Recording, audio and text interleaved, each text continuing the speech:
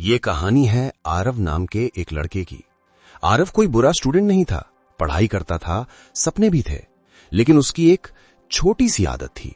रात को पढ़ते पढ़ते वो सोचता था कि चलो सिर्फ 5 मिनट फोन देख लेता हूं। शुरू में वो 5 मिनट होते थे, फिर 15, फिर आधा घंटा, और कुछ ही हफ्तों में वो 5 मिनट बदल गए 2 घंटे में। आरव को पता ही नहीं चला कि कब टाइम पास उसकी जरूरत बन गया। धीरे धीरे उसका फोकस खत्म होने लगा, पढ़ाई बोझ लगने लगी, खुद पर भरोसा कम होने लगा, और सबसे खतरनाक बात, उसे ये सब नॉर्मल लगने लगा। लेकिन सच ये है, ये कहानी सिर्फ आरव की नहीं है। आज के टाइम में लगभग 90% लोग किसी न किसी एडिक्शन से जूझ रहे हैं। कोई इंस्टाग्राम रील्स का, कोई यूट्यूब शॉर्ट्स का, कोई गेमिंग का, कोई पॉर्न का, कोई सिगरेट या शराब का। और सवाल ये नहीं है कि एडिक्शन है या नहीं, सवाल ये है क्या इससे बाहर निकला जा सकता है। जवाब है हां, लेकिन मोटिवेशन से नहीं, साइंस से। अब एडिक्शन एक्चुअली क्या है? Science part.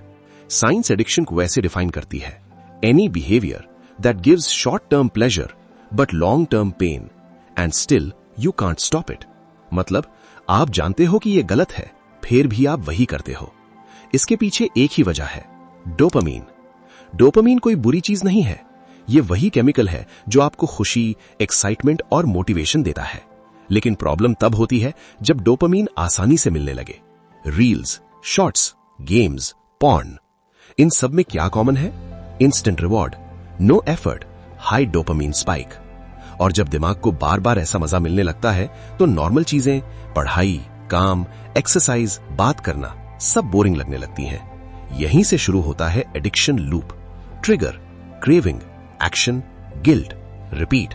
अब सवाल यह है, अगर हमें यह साइंस पता है तो क्या हम इसे तोड़ सकते हैं? हां, और इसके लिए मैं आपको बताने वाला हूं 5 प्रैक्टिकल और साइंटिफिक स्टेप्स जो सच में काम करते हैं। Step 1, acceptance. सबसे मुश्किल स्टेप। पहला झूठ जो हम खुद से बोलते हैं, मैं एडिक्टेड नहीं हूं, बस आदत है। लेकिन सच ये है, जब तक आप मानोगे नहीं, आप बदलोगे नहीं। खुद से ये 3 सवाल पूछो। क्या आप सिर्फ 5 मिनट बोलते हो और वो 1-2 घंटे बन जाता है? क्या उस चीज के बिना आपको लाइफ डल लगती है? क्या करने के बाद गिल्ट होता है लेकिन फिर भी रिपीट करते हो? अगर तीनों का जवाब हां है तो यू आर एडिक्टेड। और ये कमजोरी नहीं है, ये अवेयरनेस है। Step 2, control your environment. Will power कमजोर होती है, एनवायरनमेंट बहुत स्ट्रांग। अगर आपका फोन हमेशा पास में है तो आपका दिमाग उसे इस्तेमाल करवाएगा। इसलिए रूल्स बनाओ। फोन को पढ़ाई के समय दूसरे कमरे में रखो। रात को फोन बेड से दूर। एप्स अनइंस्टॉल करो, कम से कम 30 दिन। नोटिफिकेशंस पूरी तरह बंद। याद रखो, आप अपने दिमाग से नहीं लड़ रहे, आप उसके रास्ते बंद कर रहे हो। Step 3, dopamine shift. सबसे बड़ी गलती क्या होती है?